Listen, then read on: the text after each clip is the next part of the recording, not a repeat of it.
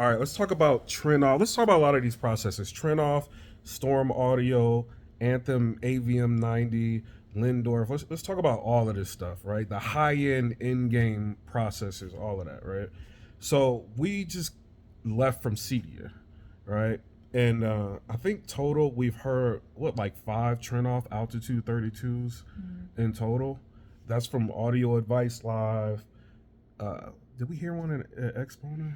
That I can't remember. No, But I don't remember know Exponent. we've heard him at Yeah, Audio we heard Advice. like 2 years Audio Advice Live. We've heard them, and then we heard, what was it, 3 there at I think it was There was one. no. So we heard 3 at Audio Advice Live, and then we heard 2 TRINNOVs here at CEDIA. Okay, so since we listened to all of these TRINNOVs, what is your impression of the TRINNOV? Now, I'm not coaxing her to say anything. What is your when you were hearing it? What was your experience with experiencing the TRINNOV? Um, there is the issue that I know is like a, it's like something that's being argued about right now. But there is a delay with every scene that they try to cut to. And probably some people haven't been to Audio Advice and CD and stuff like that, so they may not know. You go in, and this is just coming from somebody who's, I'm just attending as a guest. This is, so this is not my area of expertise. But so you go into a room and they have the stuff set up. You'd sit down, and they'll have their scenes that they have, picked out for you to hear to try to, show off their system. And so they'll put a scene on, and like with the TRINNOV in particular, before it starts, the clip will be up, but there's no audio, and it is a delay. It's several seconds. I mean, sometimes it's like longer than that. that. Like today, there was a very long delay with one of the times I was like thinking to So myself. she's talking about when the TRINNOV starts, like if it's switching scenes, or let's just say you jump ahead a chapter or something like that. There's like 5 to 10 seconds, sometimes 15 seconds, of audio sync delay, to where you would see the picture. Sometimes it'll take a few seconds for the picture to even show up, but then it'll take like longer for the audio to even like catch up to what's going on the picture. So it happens so often that it's kind of, awkward to watch. Like yesterday, we went into one of the things, and I don't think I even knew initially that it was a TRINNOV, and then it did that, and I was like, of course, I found out that it was a TRINNOV, and I'm like, of course it's doing that. It does that. I mean, literally every single time. Each processor did it. All 5 of them did it. I don't think that there was even so. Like I said, they'll show you a scene. Like they may show you like a scene from Ballerina, then they're gonna show you a scene from, Midway. They'll show you a scene from Need for Speed, and they'll flip between these scenes, and every single time there's a delay in the scene. So anybody who is saying that that's not a thing, I'm telling you, like, it's a thing. It's absolutely a thing, and every single one of them has done it, and I want to say every single time. Yeah, it's like 100%. And even we sat down with one of the higher ups, like reps of TRINNOV, and he like gave me a walk around of the Altitude CI, and he talked to me about like the line of code and how the altitudes are written, like the code, and he's saying like the code is kind of antiquated now, and they need to like rewrite everything to get it up to modernize it. And he said that's the way for them to try to mitigate or at least reduce like some of the audio syncing issues. And he showed me like the new software that they're working on, how easy it is to go ahead and run calibration and just tweak little things. But he said that at times, like, he's heard complaints that the audio sync issue with the TRINNOV can take up to 20 seconds. And that's when you paying like $18,000, I think the TRINNOV Altitude 16 now is like 19,500 or something like that. That's for the 16. The Altitude 32 is what was it, like $38,000 or something, like insane like that. So when you paying this kind of money, that's you don't want to have like huge audio sync issues. And we got a chance to see the Altitude CI, which that's going to be 8 channels. I think it's going to start out with, but that's $11,000. And then like you can buy extra channels, which is like let's just say they do them in 2 channel increments. So if you want a 9 channel, you're gonna have to buy 2 channels, which is gonna give you 10 channels, and it's like $1,250 each 2 channel increment up to 16 channels. No, actually up to 32 channels. So I mean that's kind of interesting, but you got to use Dante and all of that to do it. But as far as the audio sync issues, he was basically saying that it is a problem that they're And working on. also, I want to just mention, if if they haven't seen the video that you are putting up about the Kaleidoscape, go watch that. Yeah, As go far watch as that. like the I got issues, attacked by Kaleidoscape. but I'll say about this man from TRINNOV, he took a lot of time to talk to you. He was super professional about it. He took the time to explain to you, what they think might be the issue, what they're going to work on to try to solve it. He was very professional. Very professional. Like, I would say Kaleidoscape, train your employees, take a cue from TRINNOV. the TRINNOV people are doing, because although there may be an issue with the product right now, the way he went about it was like really very good. Very really good. He took a lot of time to talk to you and to share what he knows. Yeah. So I was impressed by that. Yeah, so shout out to them. Shout out to everybody at TRINNOV. They always make you feel welcome, and they'll give you a plethora of information. But so you heard the TRINNOV. How did you think it compared? So we've got Anthem 1140 at the house, and then an Anthem AVM 90 processor at the house. And we've had a Cinema 50, got an Onkyo RZ50, Denon 3800H. But how did you feel like the TRINNOV compared to the Anthem AVM 90? Did it like destroy it? No, it's, for me, again, somebody who is, like, I don't know what you'd say, an untrained ear, just somebody who's going in and just no knowledge about the mechanics behind it, but just as far as the theater experience goes. I personally don't feel like when I listen to any of these like ultra expensive processors that it's blowing away like what we have at home, for instance, like blowing it out of the water. Because you'll go into these rooms again, and they'll be like $300,000 rooms. Right. And for the people who haven't been to, or may not know that these types of things even exist, they'll go in and they'll have all the the speaker setup and the projector setup, and it's a whole setup that they have, and they'll tell you, okay, this whole room, if you want to replicate this room, it costs $300,000 or whatever. And so that's a lot of the rooms that we've been at, even rooms that are not, you wouldn't think would cost be that super much. expensive, are like ridiculously expensive. So when we're in there and we listen to it, and I think about our own setup at home, I'm like, I can't justify in my mind spending even $100,000 when what we have at home. To be honest, I don't know the cost of the whole setup, but I know it's not $100,000, and it's, to me personally, it's not blowing it out of the water. Like, I can get just the processor, the Anthem AVM 90 retails like $7,500. Yeah. And the Altitude 32 is like, I think 38,000 or somewhere around there. Yeah. So I mean, nothing wrong with if somebody has the money and they want to spend that.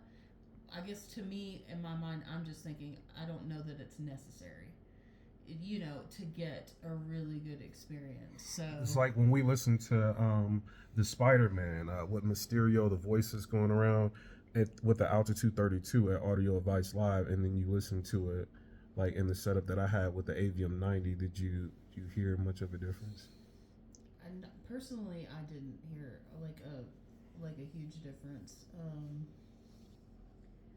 I can't say that there's anything that I can personally pick out about these more expensive setups,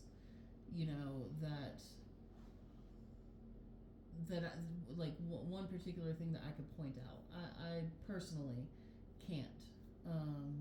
Because like after we would leave, like Audio Advice Live, for instance, we would leave the Altitude Ascendo room, and then we would go into the Anthem room, and I would say, like, I just get like this Anthem sound like some movie titles. I'm like, this Anthem sounds better, But a lot of things can go into that. It could be, the different speaker setups that they use. They're using Paradigm speakers in the Anthem room, where they're using the Syndos in the Altitude 32 room. So that that can have like differences. But I just, when we were bouncing around in rooms, I'm just like, I can't see myself buying. And I went into Audio Vice Live like, I'm gonna upgrade to the TRINNOV, the Altitude 16.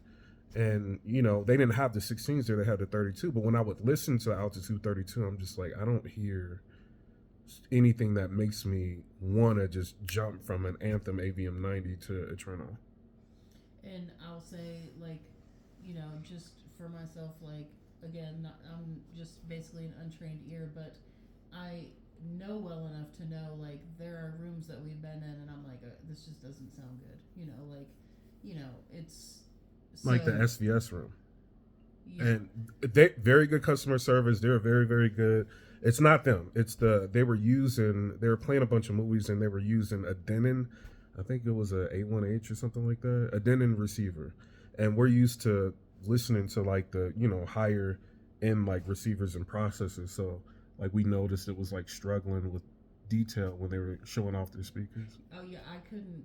They were playing a clip from Tron. Is that what you're talking about? Mm-hmm. I couldn't even understand The dialogue. the dialogue. Yeah, it was all like muddled together. You couldn't really figure out what he was saying. Honestly, like I couldn't, and I thought that in my mind, but didn't say anything. And then you actually like leaned over and said it to me, and I was thinking the same thing.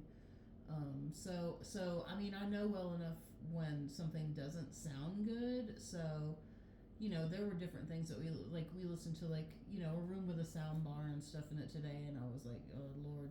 Sonos system. When you're used to, like, it's funny because, I never thought about having a theater room or whatever at the house, but like, for instance, I'll watch movies at my best friend's house, and they just watch it straight with the TV or whatever, and now that I'm spoiled by having that at our house, I'm like, oh Lord.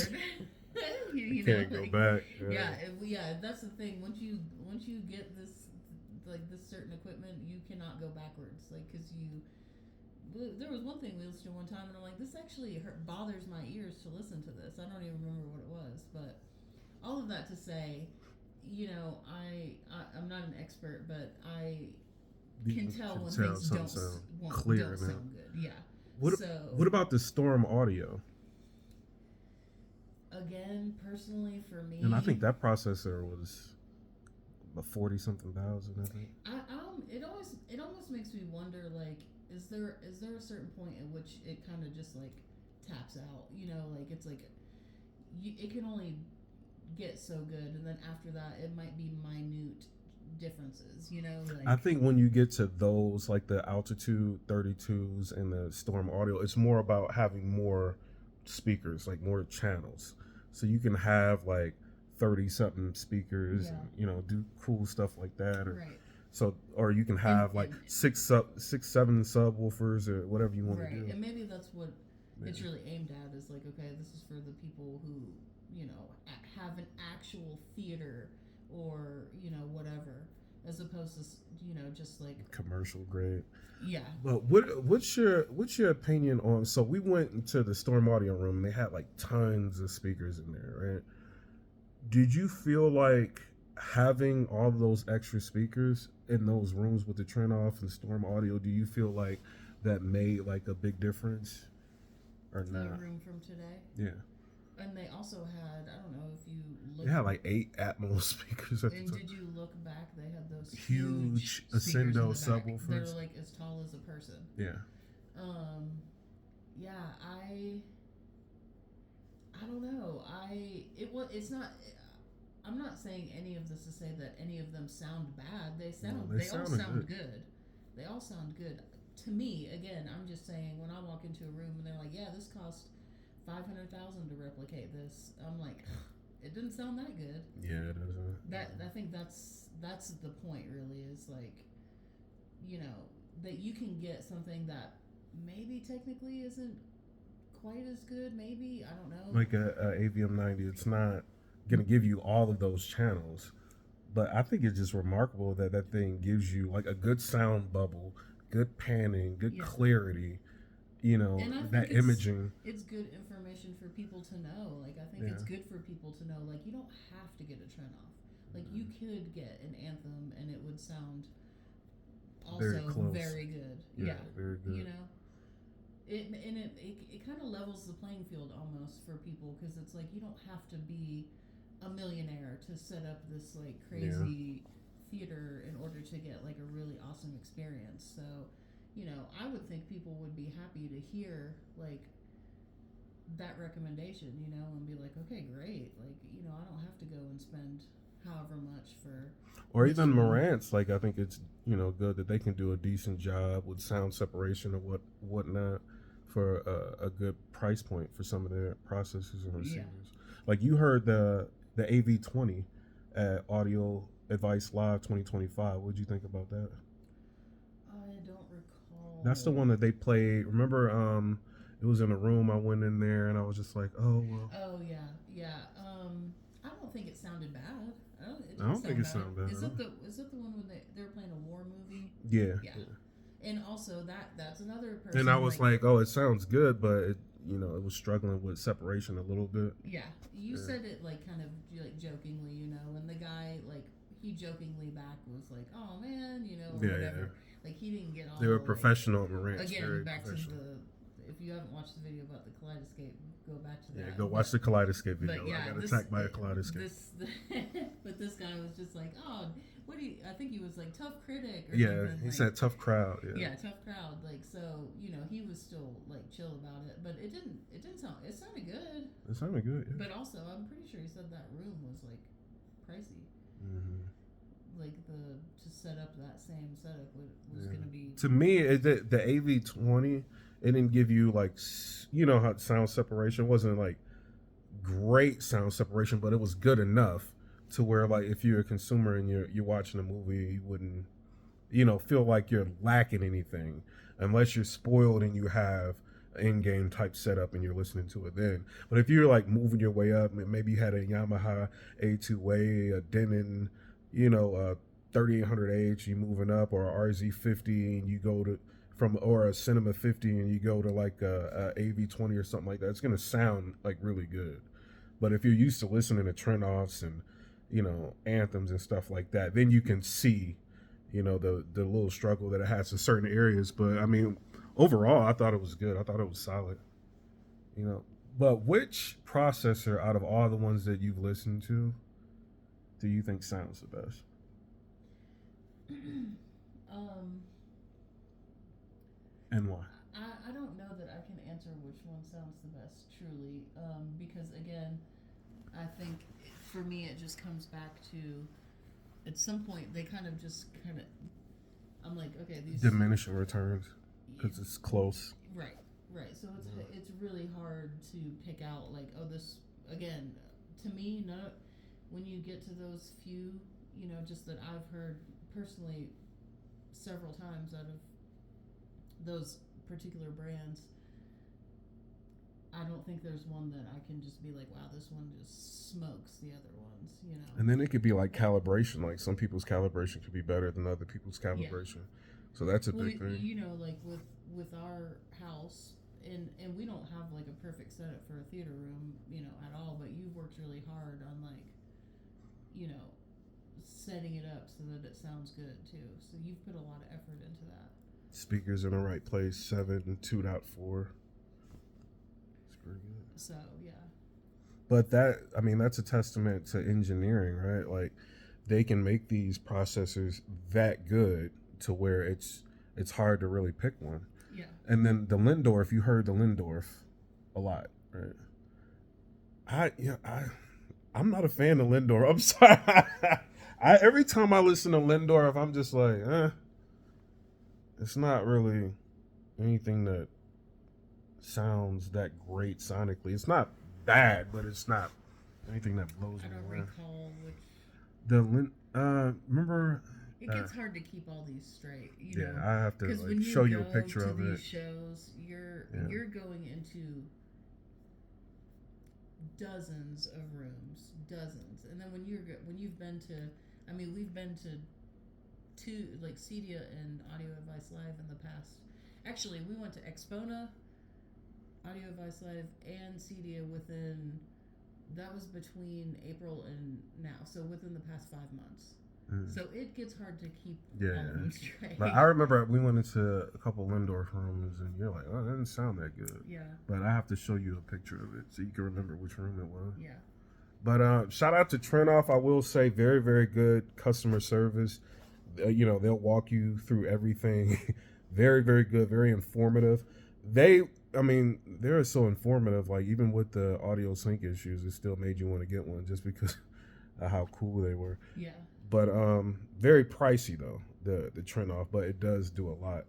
As far as Storm Audio, I feel like personally Storm Audio and TRINNOV is very close. Like, very close. I think the TRINNOV like sounds a little deeper, but then it could be, one could have the bass up higher depending on how they got the curve, all of that thing. But I feel like the TRINNOV, sometimes certain things can sound deeper and a little clearer than the Storm Audio. So depending on how they had it calibrated. But overall, I didn't feel like our AVM 90 was knocked out by anything. It'd be nice if they had like something where it's like everything is the same, just the processors are different. They're gonna play all the same clips, and you can like run from one room to the other. They kind of do that a little, because they always running Top Gun Maverick. They always running what's that, Stars Born. Yeah. There, so a lot of those they kind of run. But yeah, I know what you mean. It would make it a lot easier. You could just hear it rapid fire, because it's like you go to one and then you have to wait, and then you finally go in and you sit down, and then they're playing a different clip, and then so it can be hard to. And I wonder actually how other people, like, how do they form their opinions about these things, Like, are they hearing them, like, next to each other? Like, how are they, like, if people aren't going to these shows, how are they forming their opinions about this? I'm curious. Or are there biases in their opinions? Yeah. But you know what the interesting thing is? Like, one of these events, you see people with hearing aids. Like... like, how do you know like what sounds good? You got a hearing aid. But yeah, I thought it makes me wonder, like, did you blow your ears out listening to all this loud stuff? Yeah. Now, we can afford a TRINNOV, right? Do you feel like a TRINNOV is worth it over an AVM 90? How much would the one that you would buy be? I would get an Altitude 16. I wouldn't need a 32. Yeah. So that's like $19,500. Absolutely not. I would be so pissed if you bought a $19,000 processor, like, TRINNOV the one that we have, especially because, like, I know because it sounds so good. It's not just like your spouse is bringing home something and you know nothing about it and you just like, oh, okay.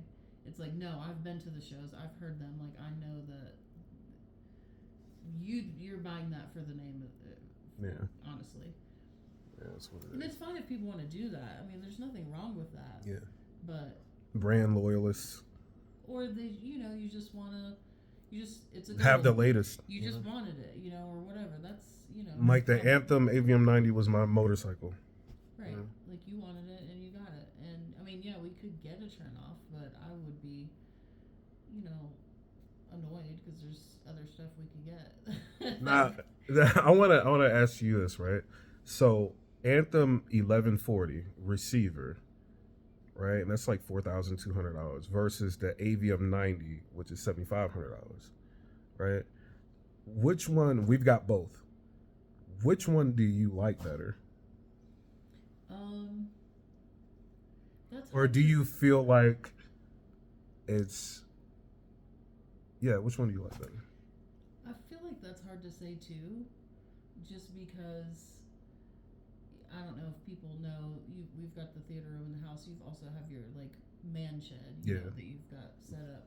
Yeah. And so it's hard to say there and with that too, because like in the house we have more speakers We don't. No, we got the same amount of Okay, we got speakers, the but same. more room, It's a different setup. bigger Yeah. subwoofers. Yeah, it's a different setup, and they're different speakers. Because I know you have a lot of the same speakers in the shed, like those ones that are up.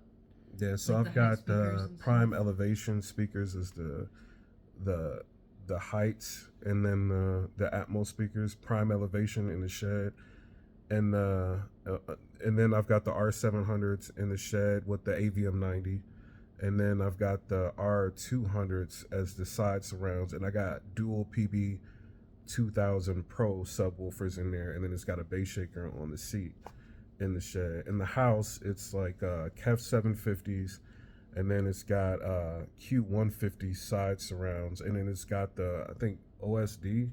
This is what they're called. They're like real expensive, the Atmos speakers, and then I got KEF heights and all of that, and then PB 4000 subwoofers in the And house. what about the ones that are behind? The rear speakers are clips, which I don't even like clips, but like the rear speakers, I kind of wanted those the way they looked form factor wise. They actually work really well with the system. I don't really hear any difference in tonality or anything. I think it sounds good. Yeah. So.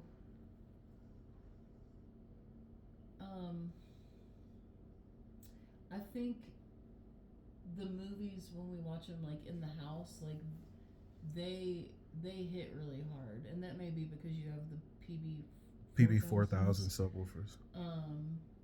The shed sounds really good, and I think it's because you're first of all, your seat is set up to be like the main like seat, so you're like in the prime spot, and you're in a smaller area. So the shed has the AVM 90, and the house has the 1140, which the AVM 90 should be in the house, but I spend more time in the shed with the theater, so I put the AVM 90 in the shed and the 1140 in the house. So the 1140 has the bigger space with the PB 4000s, and the AVM 90 is in a smaller enclosed. Yeah.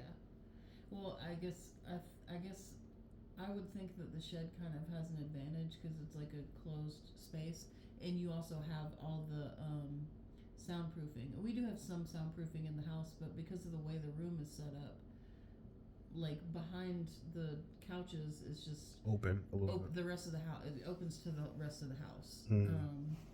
So there is the wall there with the speakers in it, but then you're getting up into the kitchen and stuff. So I'm sure that is a detriment to the sound, but it still sounds really good. I mean, there's some soundproofing in there, but there's only so much you can do when you have a room that's set up like that.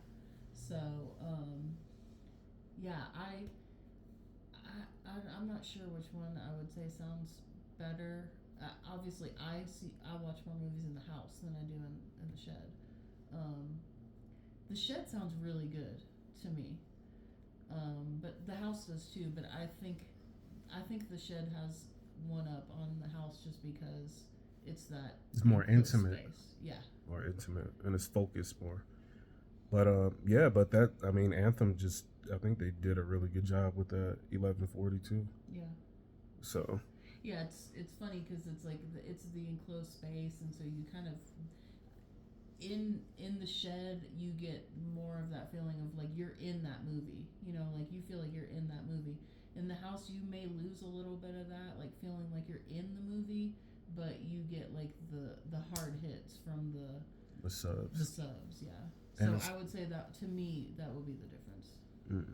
Okay. All right. And then we had a Cinema 50 before. Do you remember that? The Marantz? I remember having it. I don't remember a lot about. Yeah. Like, I don't think I could compare. Okay, good. Okay. All right. Well, that's our opinions on it. But shout out to everybody that was at CEDIA, Audio Vice Live, all of that, Exponent. But yeah, TRINNOV, y'all got to work on that audio syncage. Well, other than that, shout out to y'all. Hope y'all sell a lot of those altitude CIs. But I'm out, y'all. Peace.